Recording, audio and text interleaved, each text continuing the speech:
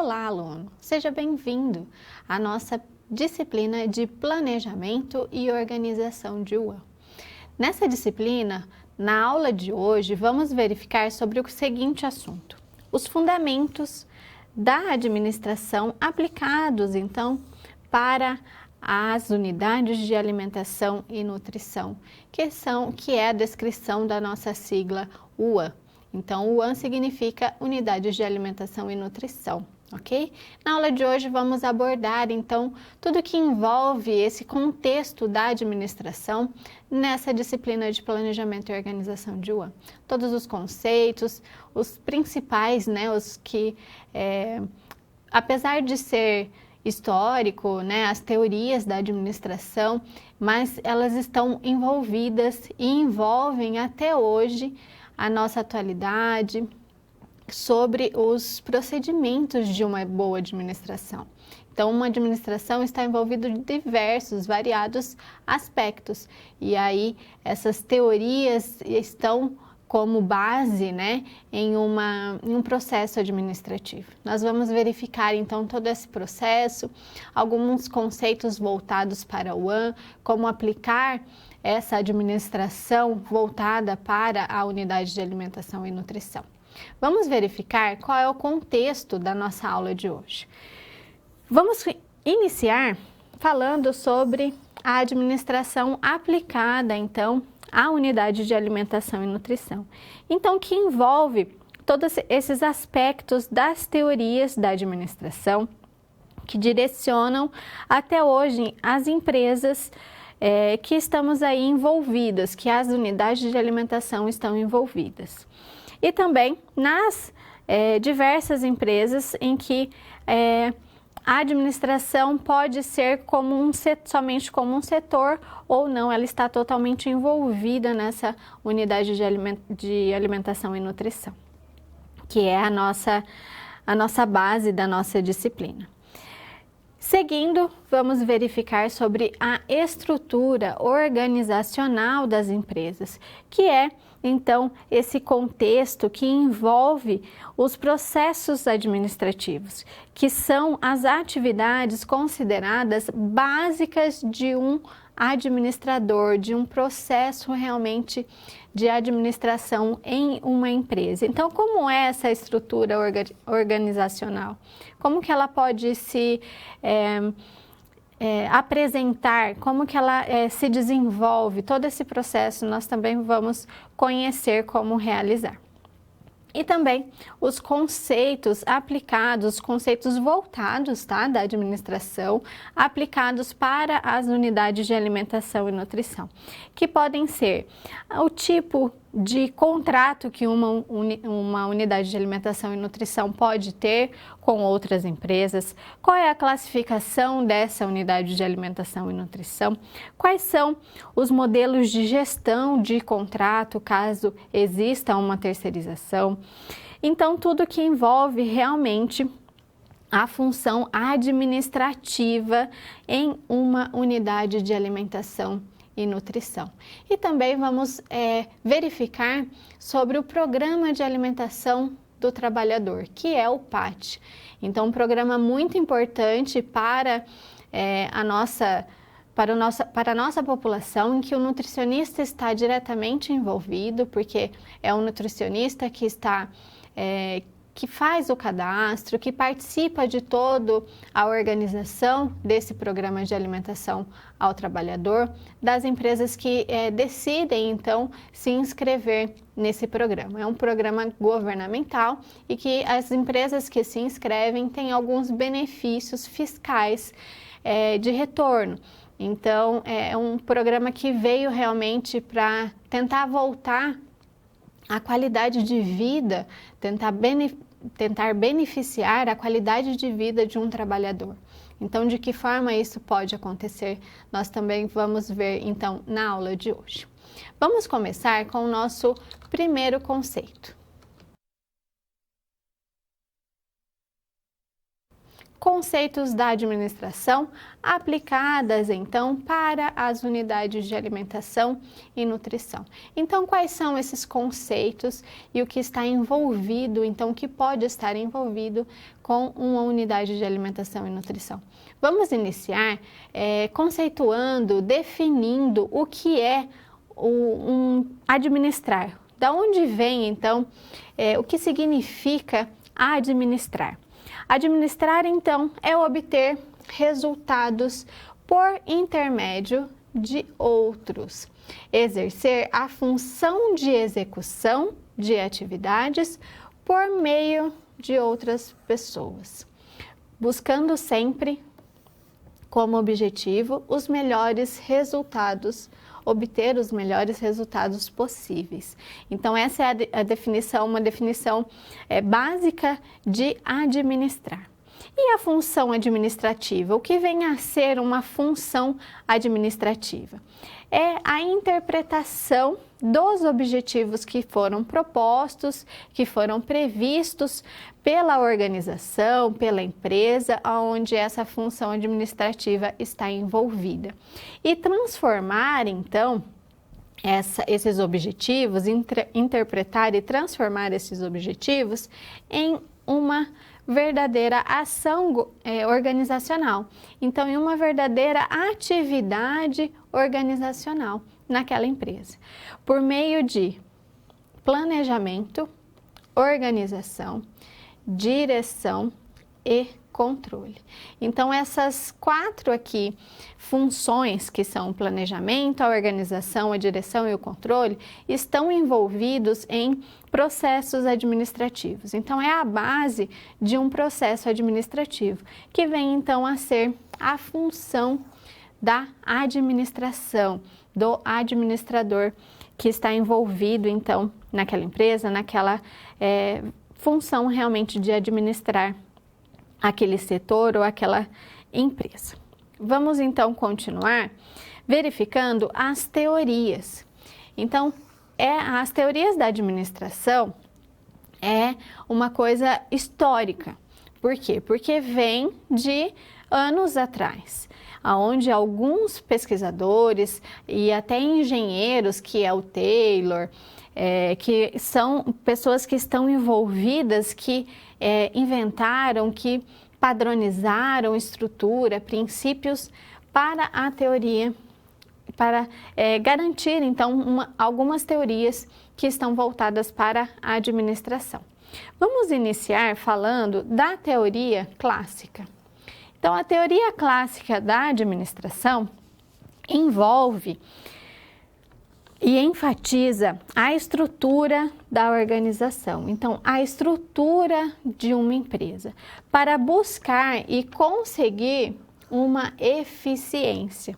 E essa eficiência também está voltada para a produção. Então, buscar e conseguir essa eficiência para ter uma boa produtividade, e essa boa produtividade é o que eles identificam como conseguir uma eficiência, para que essa produção aconteça de maneira eficiente. O seu criador, quem descobriu e quem buscou essa teoria clássica, buscou organizar essa estrutura, foi o Henry Fayol, foi então o criador da teoria clássica, é o Henry Fayol, ok? Então, o Henry Fayol foi quem criou toda essa estrutura organizacional para buscar, para conseguir essa eficiência na produção. E aí, na sequência, vamos verificar as características da administração científica, que é outra teoria da administração.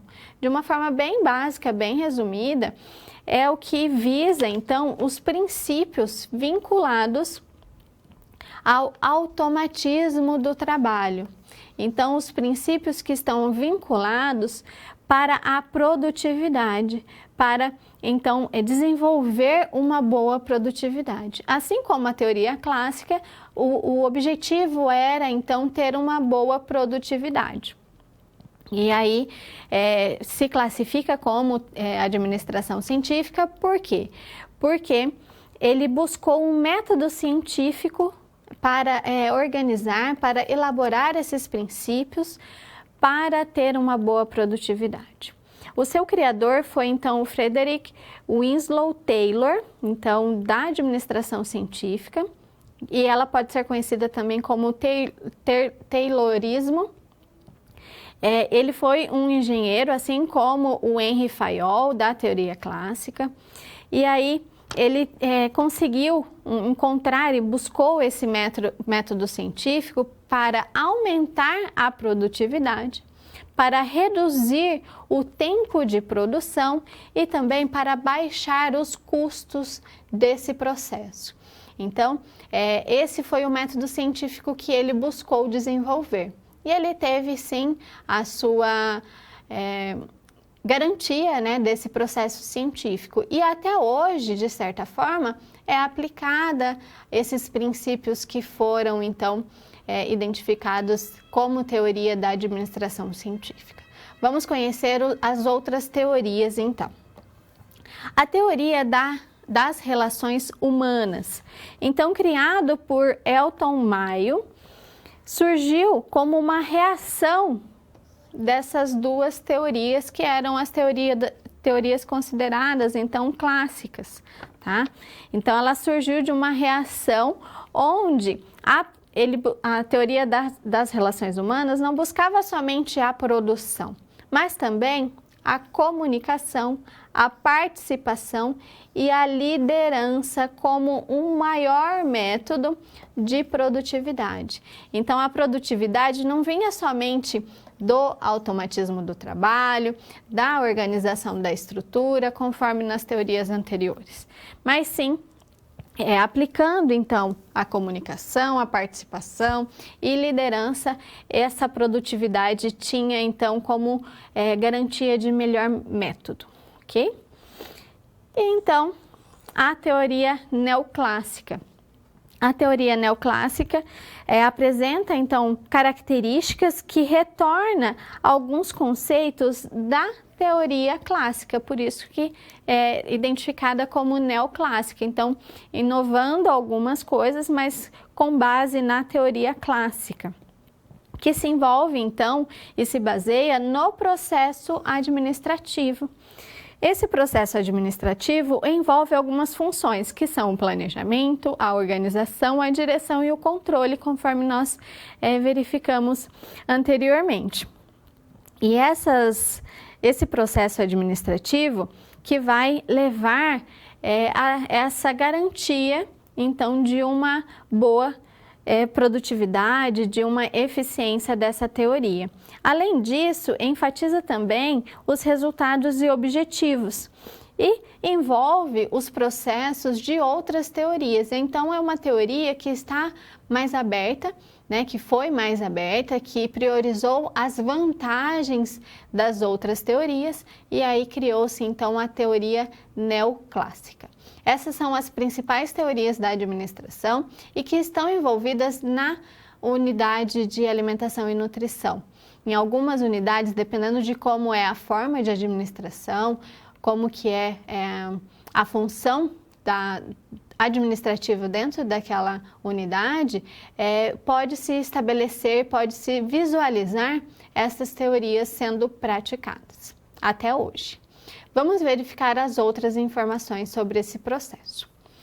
Então, conseguimos apresentar nesse esquema que você consegue visualizar as 6 funções consideradas funções essenciais, consideradas as funções básicas para qualquer tipo de empresa. Então, em toda a empresa que está vinculada a uma unidade de alimentação e nutrição, pode também apresentar essas 6 estruturas básicas. E essa estrutura, toda essa organização está baseada, então, na teoria clássica, tá? Então, vamos aplicar um pouco do que a gente pode ver na unidade de alimentação e nutrição, voltado, então, para a teoria clássica, que é uma teoria que é bem fácil de ser visualizada na nossa atualidade. Aqui no topo, nós apresentamos as funções administrativas, que tem então, como atividade que trabalha com essas características de prever, organizar, comandar, coordenar e controlar. Então, essas funções são voltadas para a função administrativa. E vinculada a essas funções administrativas, nós encontramos as funções técnicas, que são atividades de produção de bens e de serviços, as funções comerciais, que são então atividades voltadas para compra, venda e permutação, funções financeiras, que são as atividades que procura e gerencia os capitais envolvidos, então, em uma empresa, funções de segurança, que busca, então, a proteção, a preservação de bens e dos funcionários e das pessoas que estão envolvidas naquela empresa, e as funções, então, contábeis, como a última função considerada básica para a administração, que tem como atividade organizar e estabelecer todo o processo de inventários, de registro, de custos e também realizar um balanço. Então, dessa forma, conseguimos visualizar de uma forma bem básica como que a gente consegue aplicar essa função, essas funções que são básicas de um administrador em uma unidade de alimentação e nutrição.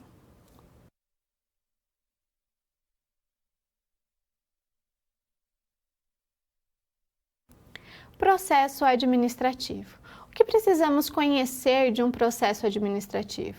Então, são atividades voltadas para a administração, mas que estão envolvidas também com qualquer empresa, que estão envolvidas então também com as unidades de alimentação e nutrição. Então, vamos conhecer o que precisamos saber sobre o processo administrativo. Então, o processo administrativo é um conceito que apresenta a utilização dessas 4 funções que você está verificando neste momento, que é o planejamento, a organização, o controle e a direção. Então, a utilização dessas funções é o que dá início, o que caracteriza todo um processo administrativo. De que forma, então? O planejamento busca a investigação dos recursos, tá? Então, identificado nessa parte do processo administrativo, de todo o processo administrativo. Então, buscando essa investigação de recursos que relaciona, então, para relacionar os objetivos e determinar qual é a melhor forma de execução. É importante também que esse planejamento, que essa investigação de recurso seja flexível. Por quê? Porque caso não aconteça conforme o planejado, pode então ser corrigido se necessário. Outra então função, a organização. É uma função que determina uma hierarquia estruturada e orientada para alcançar os objetivos propostos, então, daquela empresa. Então, a hierarquia está relacionada com essa função de organização de uma empresa. Posteriormente, vamos verificar, então, as funções da direção.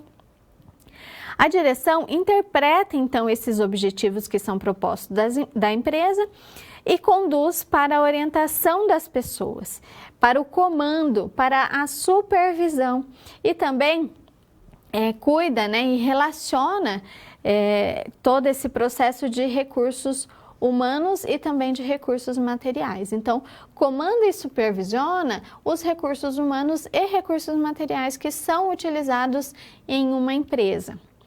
E finalizando esse processo administrativo, o controle, a última função, então, desse processo. O controle é uma função que verifica se está acontecendo tudo conforme foi planejado. Por isso que é um processo, é um ciclo. Foi planejado, foi organizado, foi, então, realizada a direção, o controle, o comando e a supervisão e posteriormente realizar então o controle para verificar se está tudo conforme o organizado. Sempre voltado também para o controle tanto da qualidade como da quantidade, para ter então os seus objetivos alcançados. E aí seguir então se necessário, para um outro planejamento ou para um novo planejamento. Então, essas são as funções de um processo administrativo, essas 4 funções. E então, uma vez organizado esta empresa, nós conseguimos apresentar essa organização de uma empresa através de organograma, de funcionograma e também de fluxograma. Vamos conhecer então as características do organograma. O organograma é uma representação da organização da empresa, que no caso também deve ser atualizado no caso de modificações. Então, deve ser aberto, não deve ser uma coisa fechada, porque essa modificação de uma empresa pode impactar, então, nesse organograma e ele precisa ser atualizado, porque é um organograma da real atividade ou da real estrutura da empresa, da organização. Por isso que ele precisa ser atualizado sempre que necessário. E ele deve representar fielmente a estrutura hierárquica, definindo então os diversos níveis. Aqui nesse exemplo nós conseguimos observar isso. Então a estrutura hierárquica desse exemplo inicia-se então com o gerente de uma unidade de alimentação, posteriormente os cozinheiros e ligados então ao cozinheiro e também ao gerente de unidade, os auxiliares de cozinha e auxiliares de serviço geral.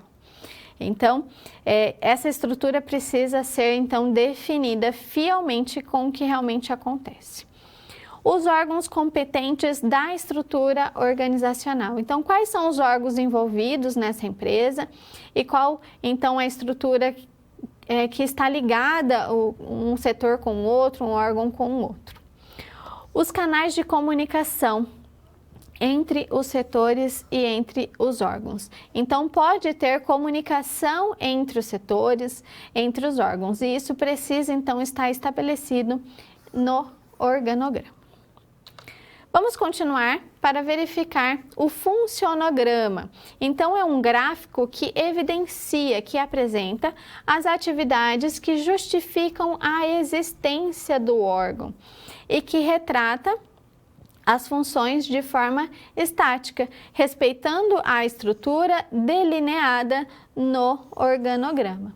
Então, aqui nós temos um exemplo de um funcionograma, onde nós temos um serviço de alimentação e nutrição, uma unidade de alimentação e nutrição e algumas seções que estão vinculadas a esse serviço, que pode ser, então, uma seção de abastecimento, uma seção de produção daquela alimentação, daquelas refeições.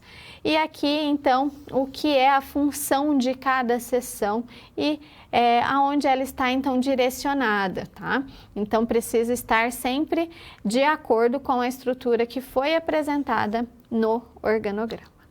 E finalizando, o fluxograma. O que precisamos conhecer do fluxograma? É uma representação gráfica das rotinas e os objetivos desse fluxograma são os seguintes: evidenciar a sequência do trabalho, então realmente fazer um fluxo daquele trabalho, uma sequência daquela atividade, possibilitar boa utilização dos recursos humanos e dos recursos materiais, porque gerando um fluxo, padronizando um fluxo, essa utilização então pode ser utilizada de uma maneira melhorada. Simplificar a hierarquização, a combinação e a sincronização de fases, de modo a racionalizar o trabalho. Então, realmente apresentar, aqui no exemplo nós conseguimos visualizar de uma maneira mais prática. É apresentar qual é o fluxo, qual é a forma que se apresenta aquela atividade. Então, ela começa, esse exemplo está baseado na produção de uma refeição. Então, nós começamos essa produção recebendo as matérias-primas. Posteriormente, ela pode ir para o pré-preparo. Ela também, após o pré-preparo, pode ir para um preparo.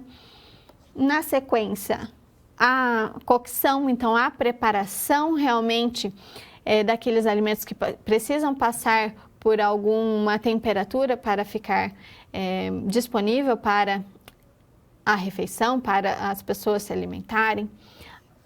Na sequência, a distribuição, então distribuir aqueles alimentos que foram preparados e finalizando com a higienização de tudo que foi então distribuído.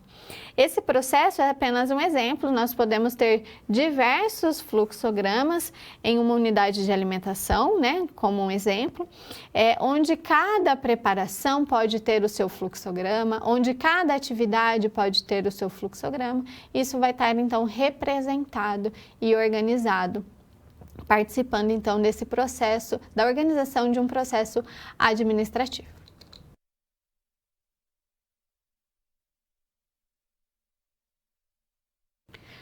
Vamos conhecer a classificação de uma unidade de alimentação e nutrição. Então, como uma unidade de alimentação e nutrição pode ser classificada? O que é uma unidade de alimentação e nutrição? Como ela é definida? Vamos conhecer na sequência. Podemos definir, então, uma unidade de alimentação e nutrição conforme o Conselho Federal de Nutricionistas, que então define através da resolução CFN número 600 de 25 de fevereiro de 2018. Então, uma resolução aí bem atual que define as unidades de alimentação e nutrição. Então, é uma unidade gerencial em que são desenvolvidas todas as atividades técnico-administrativas necessárias para uma produção de refeições, até a sua distribuição para a coletividade sadia ou enfermas, no caso de unidades de alimentação e nutrição hospitalares, tendo como objetivo contribuir para a manutenção, melhora ou recuperação, no caso também de unidades de alimentação e nutrição, que trata então, que lida com coletividades enfermas, da saúde da clientela que está sendo atendida. Então, essa é a definição de unidade de alimentação e nutrição conforme o Conselho Federal de Nutricionistas. Na sequência, vamos verificar algumas características então que envolve essa unidade de alimentação e nutrição, essa classificação. Uma unidade de alimentação e nutrição envolve um complexo sistema operacional, com procedimentos que devem ser padronizados, claros e precisos. Por isso, a administração, toda as suas teorias, todo o processo que está envolvido com a administração está envolvido com as unidades de alimentação e nutrição, para garantir que esses procedimentos sejam padronizados, claros e precisos, para buscar sempre uma eficiência. A estrutura organizacional simples podendo ser complexa. Então, nós temos duas formas. Uma forma que envolve uma forma complexa desse sistema operacional, dessa unidade de alimentação e nutrição, e temos uma opção de uma estrutura organizacional considerada simples.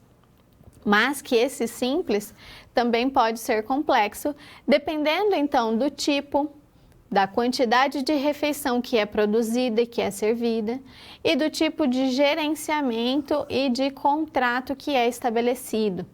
Por isso que a estrutura organizacional de uma unidade de alimentação e nutrição depende de vários aspectos, conforme nós conseguimos visualizar aqui. É uma atividade privativa do nutricionista o planejamento, a organização, a direção, a supervisão e a avaliação dos serviços de alimentação e nutrição. Então, das unidades de alimentação e nutrição. É uma atividade privativa do nutricionista. Então, por isso que o nutricionista está envolvido e por isso que você, aluno, tem na sua formação essa disciplina de planejamento e organização de UAM, porque precisamos conhecer como realizar esse processo administrativo, como organizar, como planejar, como dirigir uma unidade de alimentação e nutrição e também como controlar essas unidades, para garantir então uma eficiência nesses trabalhos.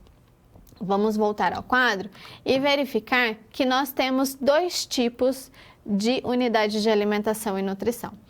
As unidades de alimentação e nutrição consideradas institucionais, que são unidades localizadas dentro das empresas, das instituições, dentro de hotéis, hotelaria marítima, também comissárias, unidades prisionais, então em presídios, as unidades de alimentação e nutrição que estão ali presentes, está envolvido todo esse processo administrativo de uma unidade de alimentação e nutrição e é considerado, então, uma UAN institucional. Hospitais, clínicas, em geral, se tem unidade de alimentação e nutrição, é considerada institucional. Hospitais dias, unidades de pronto atendimento, então as famosas UPAs. Spas de serviço de terapia renal substitutiva. Instituições de longa permanência para idosos. A alimentação escolar, tanto da rede pública quanto da rede privada, e também algumas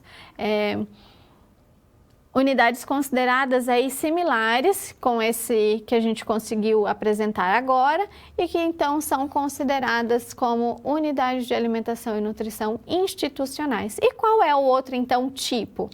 As unidades de alimentação e nutrição comerciais. Então, nós temos esses dois tipos, duas classificações de unidades de alimentação e nutrição, que são então as comerciais, compreende os restaurantes realmente conhecidos como comerciais e os seus similares, que podem ser buffets para eventos, os serviços de ambulantes que produzem e que servem a alimentação, podem ser classificadas, então, como unidades de alimentação e nutrição comerciais. Então, o nutricionista pode estar presente nessas duas classificações de unidade de alimentação e nutrição, ok? Essas são as características, então, que precisamos conhecer sobre a classificação de uma unidade.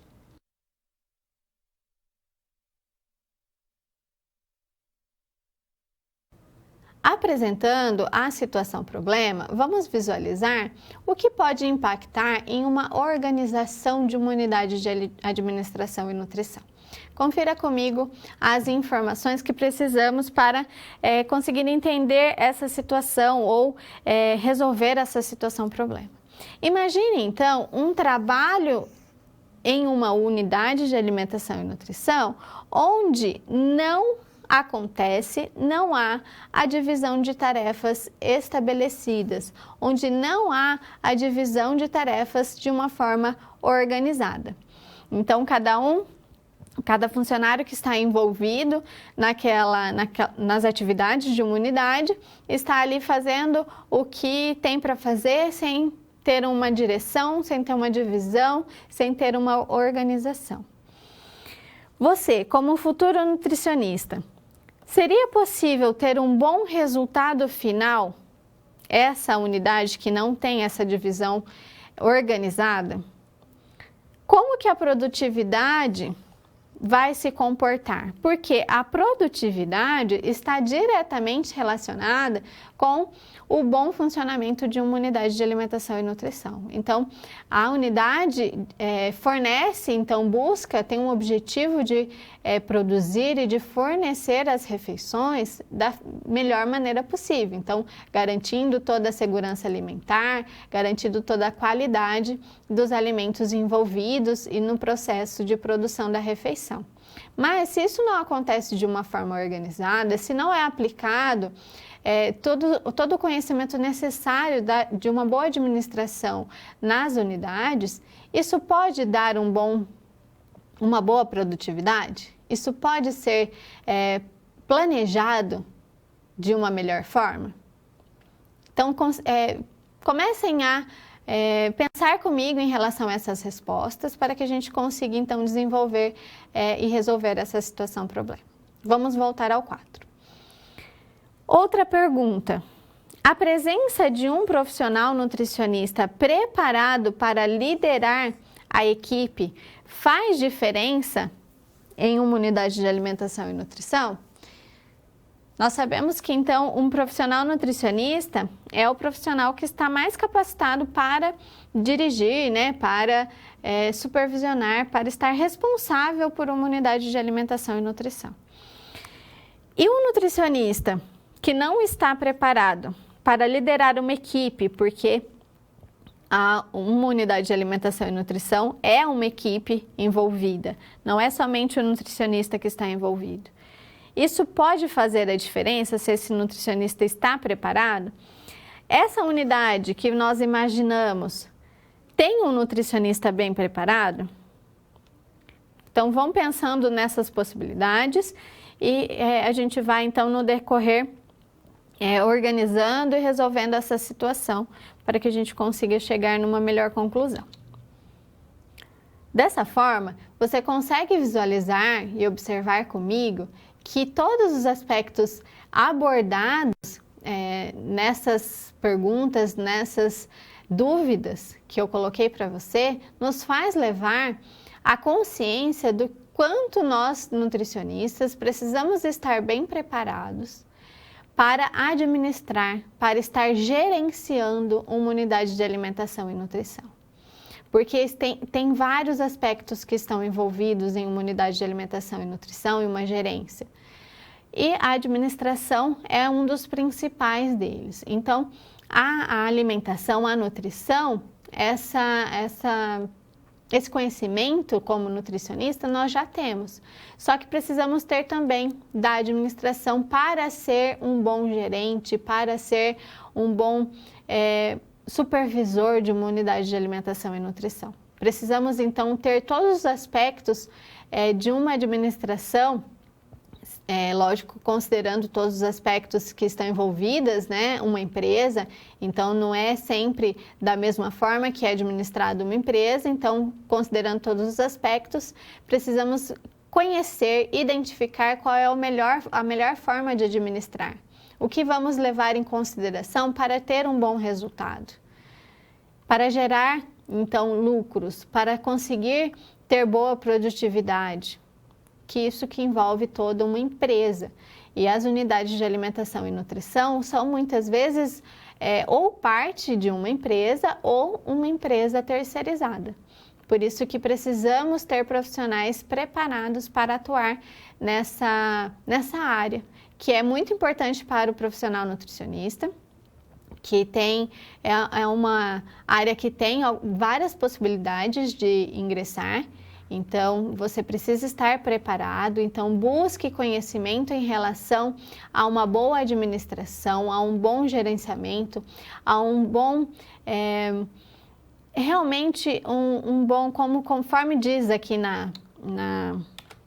vamos voltar ao slide. Conforme diz aqui nessa última pergunta, liderar é a palavra-chave. Então, precisamos saber, precisamos conhecer como liderar a nossa equipe e de uma maneira positiva. Tudo que está envolvido com liderança, um profissional nutricionista de uma unidade de alimentação e nutrição precisa estar preparado. Então, as respostas para essas perguntas são essas. Sim, tudo pode ser influenciado, então, a administração pode influenciar tudo em uma unidade de alimentação e nutrição.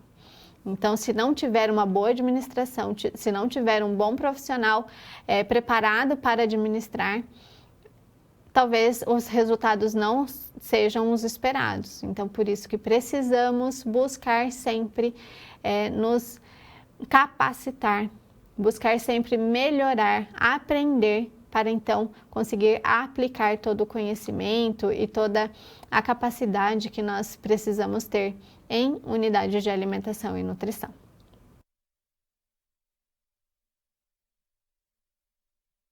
O momento, então, é um momento de interação Eu peço para que vocês enviem então as suas dúvidas, os esclarecimentos que vocês precisam ter. Não fique com dúvida, busque esclarecer para que você consiga então ter um bom conhecimento durante a disciplina.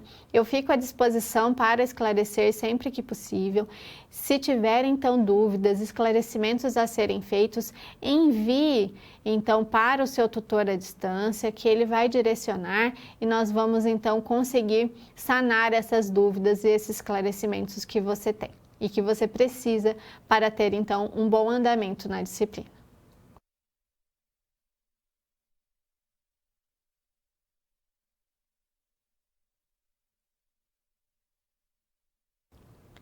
Modelos de gestão e tipos de contrato em uma unidade de alimentação e nutrição. Quais são as formas, então, e as classificações desses modelos de gestão e os tipos de contratos que podem estar envolvidos, dependendo do modelo de gestão proposto? Vamos conhecer as características sobre isso. Os modelos de gestão de unidade de alimentação e nutrição podem ser de duas formas. Então, a unidade de alimentação e nutrição pode ser ter uma gestão, apresentar uma gestão conhecida como autogestão ou como concessão ou também terceirização. O que diferencia esses dois modelos? A autogestão é a própria empresa onde aquela unidade está estabelecida que possui a gerência dessa unidade, desse setor. E tem a responsabilidade de providenciar toda e qualquer estrutura que está envolvida com a unidade de alimentação e nutrição. Também contratar funcionários, produzir e distribuir, então, as refeições que foram produzidas. Então, tudo que envolve, todas as atividades que envolve uma unidade de alimentação e nutrição é de responsabilidade da própria empresa. Então, isso significa ter um modelo autogestão. E o modelo de concessão ou terceirização?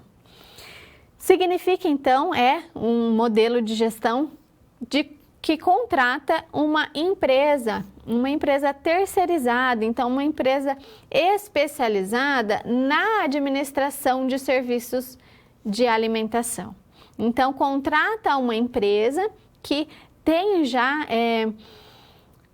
capacidade para administrar serviços de alimentação. Por quê? Muitas vezes as empresas que realizam esse tipo que decidem por esse tipo de gestão é porque a empresa não tem como atividade fim produzir refeições. E sim, ela tem funcionários e aí essa empresa quer participar do programa de alimentação do trabalhador e aí ela pode então terceirizar essa atividade e contratar uma empresa que é especializada em administração de serviços de alimentação. Na grande maioria das vezes, as empresas onde as unidades estão estabelecidas nesse tipo de modelo concedem o espaço e a estrutura. Por isso o nome concessão, tá? Porque elas então concedem, elas permitem a utilização do espaço disponível e da estrutura disponível para ter então ali uma unidade de alimentação e nutrição para os seus trabalhadores, para os seus funcionários, tá? Então, é por isso que vem o nome concessão. Nós utilizamos bastante a terceirização também como para conseguir ter, né, a nomenclatura desse modelo de gestão, porque é realmente uma terceirização de um serviço. Vamos continuar verificando os tipos de contratos, então, que uma UAN pode ter. Os tipos de contratos normalmente estão estabelecidos na concessão, na terceirização. Por quê? Nesse tipo de modelo de gestão é necessário, então, ter um contrato. É necessário ter padronizado e garantido os direitos e deveres de cada empresa, tanto da empresa contratante como da empresa contratada. E aí, para garantir tudo isso, precisamos então ter a formalização do contrato. E esses contratos, então, podem ser dos seguintes tipos. Os tipos de administração cooperada. O que significa ter um contrato de administração cooperada em uma unidade de alimentação e nutrição?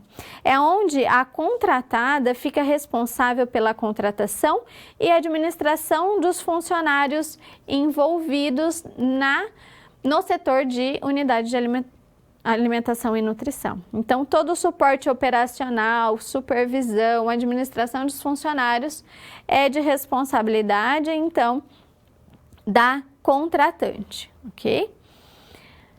Preço fixo, outra modalidade, outro tipo, então, de contrato de UAM, onde o contratante determina um padrão a ser estabelecido, então, o tipo de alimentação que ele quer que seja servida, e a contratada, então a unidade de alimentação e nutrição, estabelece o preço, o custo desse serviço e define um custo fixo por refeição, por isso preço fixo.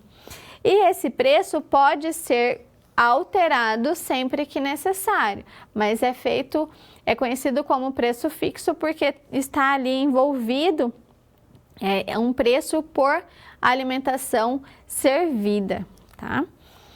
Gestão mista, um outro tipo de contrato, é uma variação do tipo preço fixo. Então, é uma variação deste outro tipo de contrato que nós já caracterizamos anteriormente.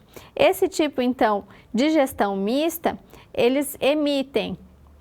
esse contrato emite duas notas fiscais, onde uma nota fiscal é voltada para o serviço prestado e a outra nota fiscal é voltada, então, para a aquisição de insumo. Por que isso pode ser realizado? Porque pode, então, ter um custo diferenciado, então pode ter um custo mais baixo, gerando esse tipo de duas notas fiscais, optando por emitir dois tipos de notas fiscais, porque o imposto de cada tipo de serviço é diferente.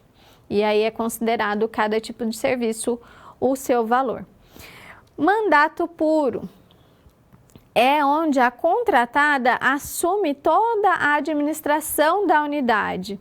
E no final do período contábil, então no final do mês, ou no começo do mês, depende do período contábil de cada empresa, os custos são somados e então somado também uma taxa administrativa por comandar, então, por ter essa atividade, esse serviço de administração da UAM. Então, esse é o contrato considerado mandato puro. E o mandato direto ou mandato derivado é semelhante, então, ao mandato puro, que são as características que comentamos anteriormente. E esse tipo, então, de mandato direto ou derivado compra os gêneros para a produção das refeições. A compra dos gêneros outro contrato, tem uma outra empresa que como intermediária nessa função. E no final do mês, ela emite uma nota fiscal que é voltada, então, para o contratante. Então, a empresa tem esse mandato direto ou derivado quando ela tem um outro contrato que envolve a compra dos gêneros alimentícios, dos gêneros que precisam estar presentes em uma unidade de alimentação e nutrição, tanto também como os gêneros de material de limpeza, enfim, tudo que precisa ter em uma unidade de alimentação e nutrição é voltado então para uma outra empresa contratada e é isso que caracteriza então esse tipo de contrato de mandato direto. Assim, nós conhecemos então os modelos de gestão e os tipos de contratos de uma unidade de alimentação e nutrição.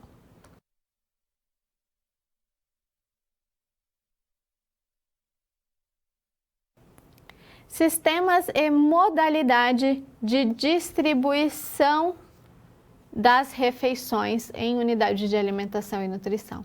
Quais são os tipos de sistemas que nós já temos, então, e precisamos identificar quando tem esse sistema de distribuição, como vai ser caracterizado esse sistema em uma unidade de alimentação e nutrição? Vamos conhecer, então, as características. Existem 3 tipos de sistemas de distribuição em uma unidade de alimentação e nutrição, que é esses 3 identificados aqui. O centralizado, descentralizado e o considerado misto, que vai então misturar atividades ou características do centralizado e do descentralizado, ok? Vamos conhecer então o sistema centralizado de distribuição de refeição. É onde a refeição é porcionada e acondicionada na área de processamento. Então, aonde ela é produzida, processada, ela é porcionada e acondicionada, seguindo diretamente, então, para o cliente, para a pessoa que vai, então, consumir essa refeição. E no sistema descentralizado, as refeições são preparadas na cozinha, os alimentos acondicionados em carros térmicos, ou também conhecidos hot box, que são esses carros térmicos, que são esses balcões, né, que tem essa forma de transporte dessas alimentações e que precisam ser térmicos, precisam ser quentes, ou no caso de alimentação, de preparações que precisa de refrigeração, aí tem o seu carro térmico voltado para a refrigeração, tá? Transportados às copas de hospitais ou de instituições que têm esse sistema de distribuição, mas é voltado, normalmente esse sistema encontra-se em hospitais, para porcionamento, identificação e distribuição das refeições. Então, a refeição é preparada, levada, então, acondicionada nesses carros térmicos e porcionada, identificada, no caso de hospitais, para qual paciente é, e distribuídas pelas copeiras, no caso de hospitais, para os pacientes. Então, essas são as características do sistema descentralizado. E o sistema misto? Parte da distribuição é considerada centralizada, no caso, no exemplo, dietas especiais de controle e almoço e jantar.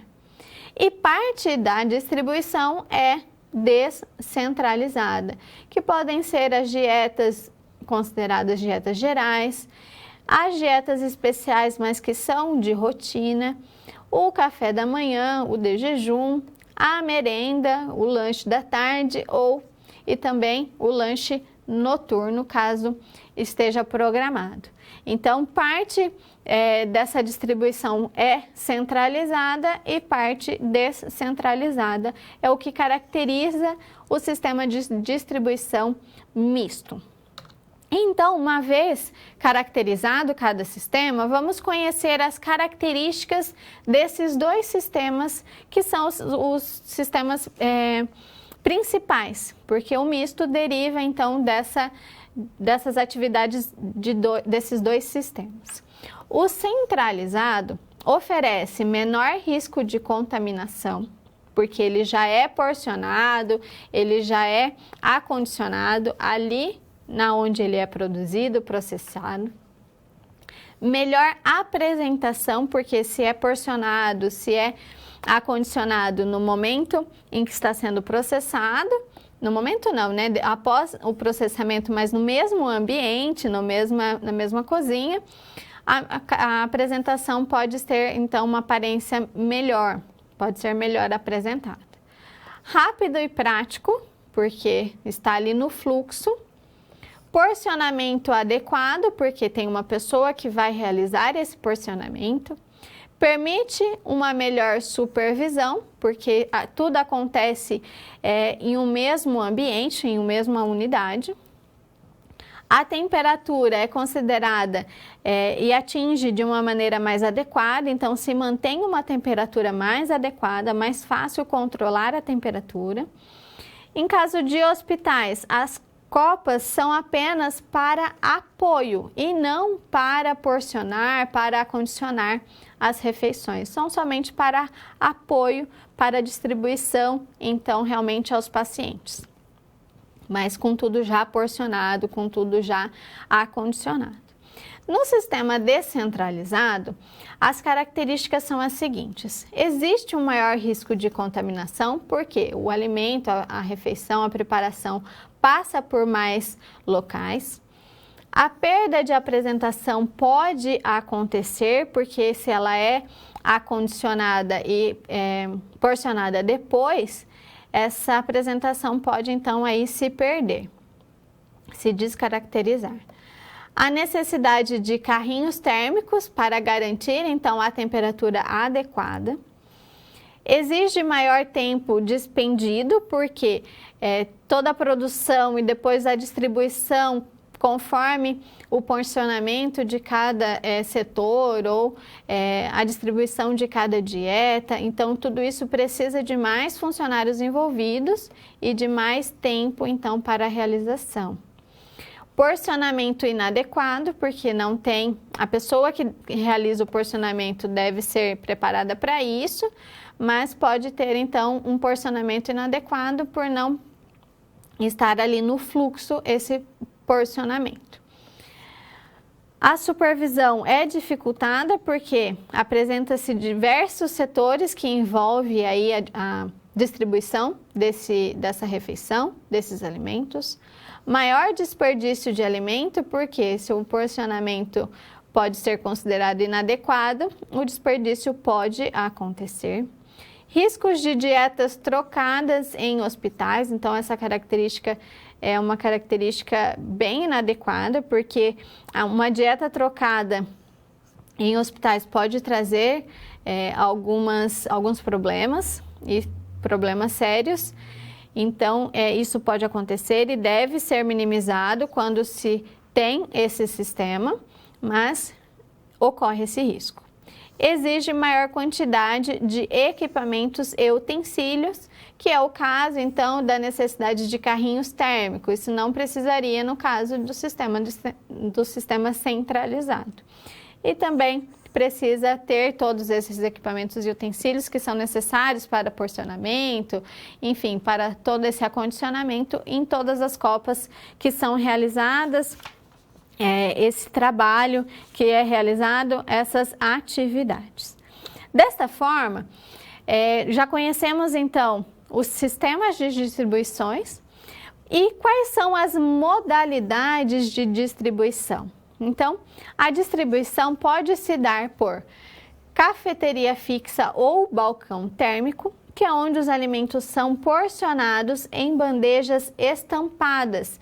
Essas bandejas estampadas são aquelas bandejas de aço inox que tem as repartições, que você consegue ter, então, um movimento naquela bandeja, tem as suas repartições distribuídas, não é um prato, não é uma superfície plana, ela tem ali as características de cada porção.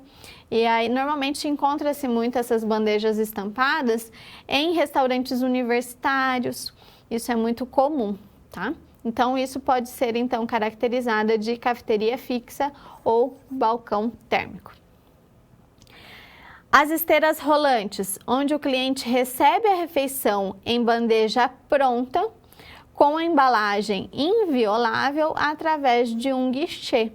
Então, pode ser considerado uma esteira rolante os fast foods, né? Onde a gente recebe essa refeição pronta, onde a gente recebe ela já embalada e inviolável e através de um guinchê. Self-service é um sistema de autosserviço encontrado em restaurantes institucionais e também restaurantes comerciais. Normalmente os comerciais é característica, né, de self-service, mas pode ser também uma modalidade de distribuição da esteira rolante, onde você não vai se servir, não tem, vai apenas escolher pelo cardápio e depois retirar no guichê. E restaurantes institucionais, essa modalidade também é bem praticada, porque os funcionários, né, as pessoas que comem, que estão ali envolvidos naquelas refeições, que consomem aquelas refeições, preferem porque ele consegue, então, escolher o que ele vai comer. Não vem uma marmita ou uma refeição pronta para ele se alimentar. E a francesa, a última tipo de modalidade de distribuição, é onde o cliente é servido na própria mesa. Essa modalidade normalmente acontece em eventos, em unidades de alimentação e nutrição que presta serviço então para eventos, normalmente não são unidades de alimentação e nutrição institucionais, porque envolve todo um custo, né? Precisa de mais funcionários para servir, envolve todo um custo. Então, por isso que normalmente são unidades de alimentação e nutrição comerciais que praticam então essa modalidade de distribuição. Essas foram as características importantes sobre distribuição de refeições.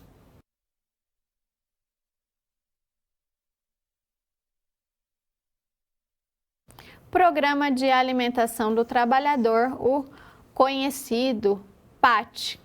Então, o PAT é um programa governamental que tem aí alguns benefícios fiscais para as empresas que optam em fazer parte desse programa. Vamos conhecer algumas características voltadas para esse programa, para esse tipo de alimentação que o objetivo é ter uma boa alimentação para o trabalhador de uma empresa. Então, esse programa, o PAT, ele foi instituído em 1996, através da Lei número 6.321, de então 14 de abril de 1976. Então, esse programa já tem mais de 40 anos, ok? Então, é um programa já aí com bastante história envolvida, né? Algumas alterações foram feitas ao longo dos anos, foram melhoradas, então, algumas características que são consideradas principais e que influenciam, então, para a alimentação do trabalhador.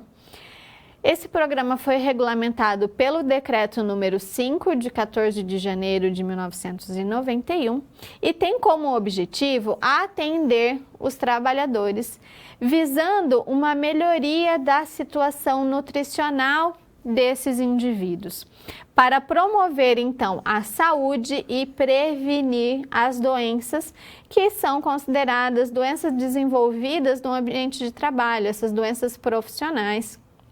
No caso de não ter uma boa alimentação, isso pode acontecer. Reduzir acidentes de trabalho e aumentar a produtividade. Então, a produtividade é sempre uma característica muito importante para as unidades de alimentação e nutrição, para tudo que envolve a alimentação de um indivíduo. Porque quem produz essas alimentações precisa ter, então, uma boa produtividade para ser considerado, então, um bom sistema, um bom processo, porque normalmente está envolvidas grandes números de refeições produzidas. Podem se inscrever neste programa todas as empresas, então todas as pessoas jurídicas que se interessam por esse programa, que podem ser então classificadas da seguinte forma. Essas empresas podem ser beneficiárias, então podem participar de um programa de alimentação do trabalhador, empresas que concedem um benefício à alimentação ao trabalhador.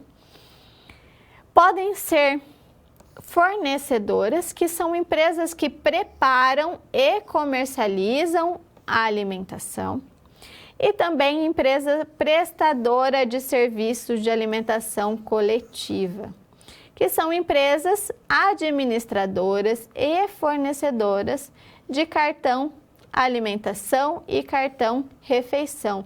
Então, os famosos tickets, né, também alimentação ou ticket refeição, está envolvida nesse tipo de empresa que pode participar, então, do programa de alimentação do trabalhador ao trabalhador, ok?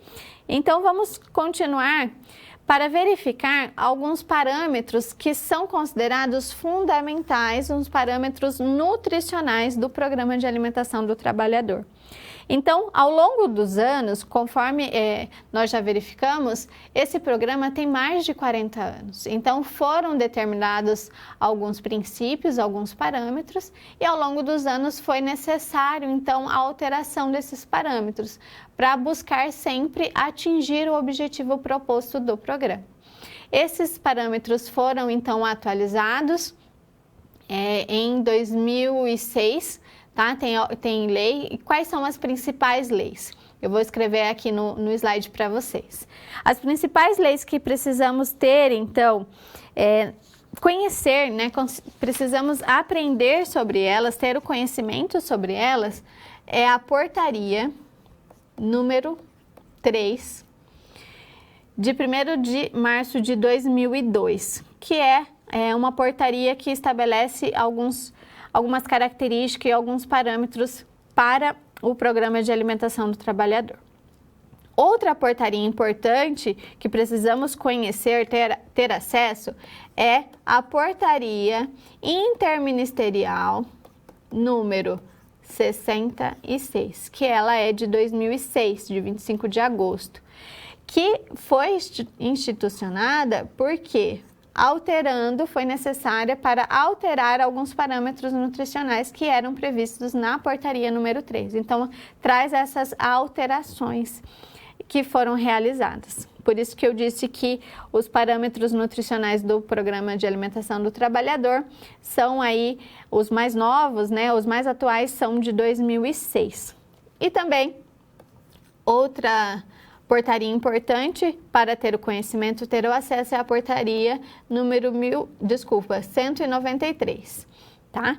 É de 2006 também, que apresenta as características da portaria interministerial, que são os parâmetros nutricionais que foram alterados e que são os parâmetros considerados, o que são considerados na atualidade. Quais são esses parâmetros? Vamos analisar eles, o que é previsto, quais são os parâmetros nutricionais previstos e que devem ser seguidos no programa de alimentação do trabalhador. Vamos lá, vamos conhecer então. O valor energético total, primeiro precisamos diferenciar uma refeição de jejum e lanche, então de café da manhã e lanche da tarde no caso, tá? Ou da manhã, se for necessário. E também das principais refeições, que é o almoço, o jantar e a ceia. Então, o almoço, jantar e ceia são consideradas as principais refeições. Esse valor energético para o de jejum e lanche são esses que devem ser previstos e devem ser seguidos, então de 15% a 20% do valor energético total, que dá de 300 a 400 quilocalorias, e podendo acrescentar mais 20% do valor energético total, que no caso do valor energético total considerado para essa padronização foi um valor de 2.000 calorias, tá? Então, pode ser adicionado mais 400 quilocalorias na refeição, caso tenha um trabalho muito pesado, caso as atividades desse trabalhador sejam mais pesadas e demandam, então, essas calorias a mais. No almoço, de 30% a 40%, então de 600 a 800 quilocalorias, também podendo acrescentar mais 20%, que são 400 quilocalorias. O carboidrato, então os nutrientes principais. Carboidrato deve estar, então, em uma classificação, em um percentual de 60% do cardápio previsto. A proteína deve estar em torno de 15%, tanto no de jejum e no lanche, quanto nas principais refeições. A gordura total nos dois tipos de refeições também são os mesmos, 25%. A gordura saturada, nos dois casos o mesmo valor, menor do que 10%, então a gordura saturada deve se apresentar em um valor de menor do que 10% do valor energético total daquela refeição. As fibras, no caso de jejum e lanche, de 4 a 5 gramas. E no caso de principais refeições, de 7 a 10 gramas. Então, tem uma diferença aí. O sódio, de 360 miligramas a 480 miligramas, no caso de refeições pequenas, menores, e no caso das principais refeições, que são maiores, 720 miligramas a 960 miligramas. E o NDPcal, então, a porcentagem, que é dada através do cálculo de NDPcal, deve ser de 6 a 10% em ambas os tipos de refeições. Esse NDPcal é importante porque é a relação das calorias de um cardápio por a proteína líquida, que é a proteína que realmente o organismo vai estar disponível para o organismo absorver. E isso deve estar, então, de acordo com esses parâmetros. Essas são as características importantes que precisamos conhecer, que precisamos ter bem estabelecidas, porque precisamos priorizar por esses parâmetros nutricionais em um planejamento de um cardápio, em uma elaboração de um cardápio. Isso deve ser seguido, são realmente regras, tá? São leis estabelecidas que devem ser seguidas. Então, esse planejamento deve ser feito com muito cuidado para atingir todos os parâmetros nutricionais estabelecidos pelo Programa de Alimentação do Trabalhador.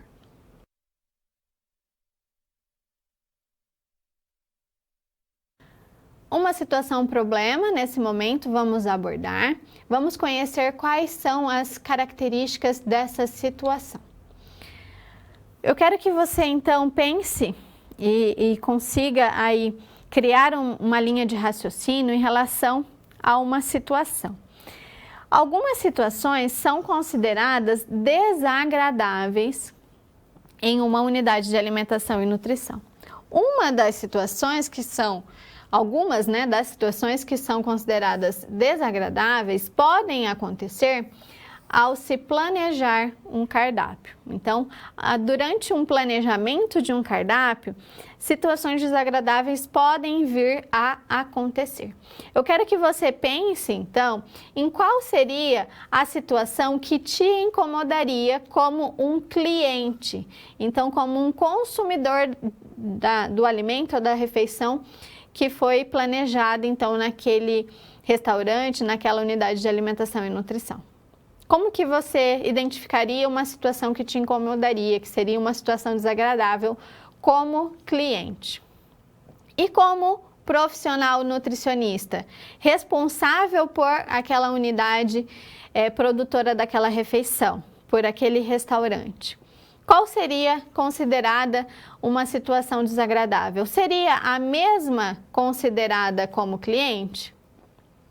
O que pode ser feito para melhorar ambas visões, tanto como cliente como nutricionista responsável por essa situação desagradável? Então, pense em algumas situações desagradáveis, caso você consiga pensar em mais de uma, mas pense em uma situação tanto como cliente e também como nutricionista responsável por aquela unidade, que você conseguiria elencar como situação desagradável em um planejamento de um cardápio. Existem algumas situações que são consideradas desagradáveis, que não agradam, então, quem está consumindo, ou também que não agradam a gerência, o responsável por aquela unidade de alimentação e nutrição.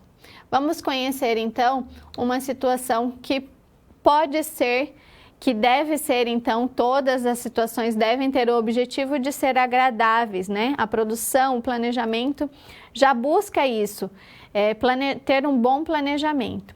Nessas duas imagens, vocês conseguem visualizar o quê? Um bom planejamento de um cardápio. Aqui nós temos, nessa foto, um cardápio muito bem elaborado, com cores diversas, com diversos tipos de alimentos. As pessoas estão ali festejando, nós conseguimos observar, e deve estar tudo muito bom. E é isso que deve ser o objetivo. Então, devemos evitar situações desagradáveis para não influenciar no consumo desses alimentos. Então, esse objetivo deve ser sempre buscar fornecer refeições com bons nutrientes, mas também garantir toda a qualidade desses nutrientes, dessa refeição. E aqui nessa foto, conseguimos observar, então, a produção de uma refeição, de várias refeições, né? É uma unidade de alimentação e nutrição, que pode ser comercial como institucional. E aí nós conseguimos observar os funcionários muito bem vestidos, bem uniformizados, os processos aparentemente bem adequados, e os alimentos também conseguimos verificar tipos diversos de alimentos, então cores diversas, tipos diversos. Então deve ter sido realizado um bom planejamento durante a produção daquelas refeições.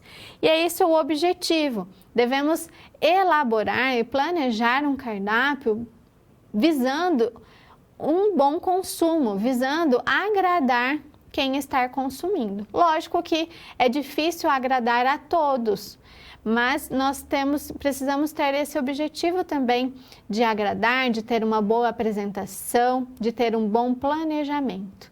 Vamos conhecer algumas etapas da elaboração de um cardápio que devem ser consideradas, então, no momento de um planejamento, para evitar todas as situações que podem ser consideradas desagradáveis.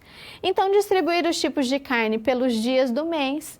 Então, não ter uma carne, todo dia ter o mesmo tipo de carne. Então, dependendo dos dias do mês, ter tipos variados de carne para ter uma harmonização melhor, para não ter tanta repetição de preparações e de tipos de carne.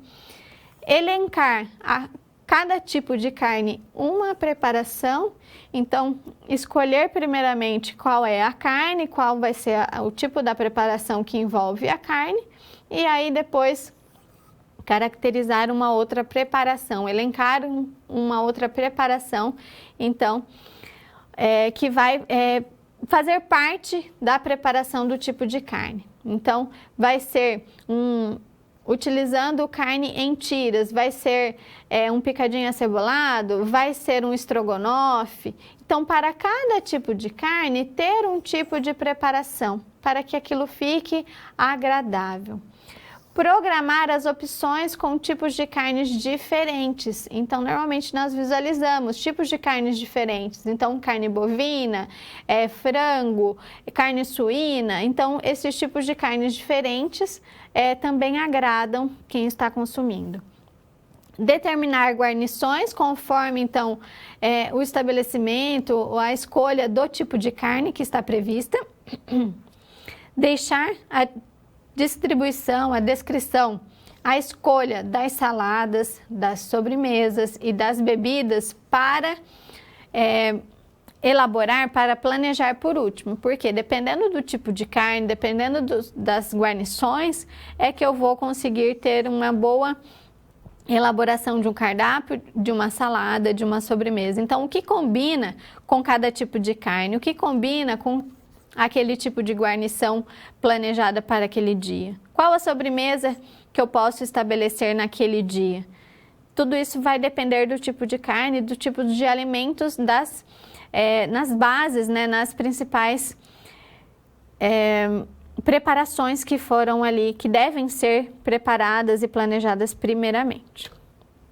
Importante, ser cuidadoso ao estabelecer dias específicos para os pratos, então evitar que isso aconteça, mas isso pode acontecer com um bom planejamento, tá? Então planejar dias específicos para pratos específicos, planejar vegetais mais resistentes e evitar introduzir preparações difíceis na segunda-feira ou no primeiro dia de semana. Por quê? Porque isso pode atrapalhar toda a produção daquelas refeições. Considerar quantidades e tipos de equipamentos que precisam para a produção daquelas refeições. A mão de obra existente tem a capacidade de executar o cardápio que foi planejado? Se não tem, treinar então essa mão de obra. E a disponibilidade financeira também influencia muito no planejamento, na elaboração de um cardápio. Então, todos esses pontos devem ser atentados no momento de um planejamento, de um bom planejamento, de uma boa elaboração de um cardápio, ok? E aí evitar, então, as situações desagradáveis que podem vir a acontecer durante o planejamento de um cardápio, durante a elaboração de um cardápio. Com isso, nós conseguimos, então, visualizar todas essas situações, como evitar todas essas situações em um planejamento de um cardápio.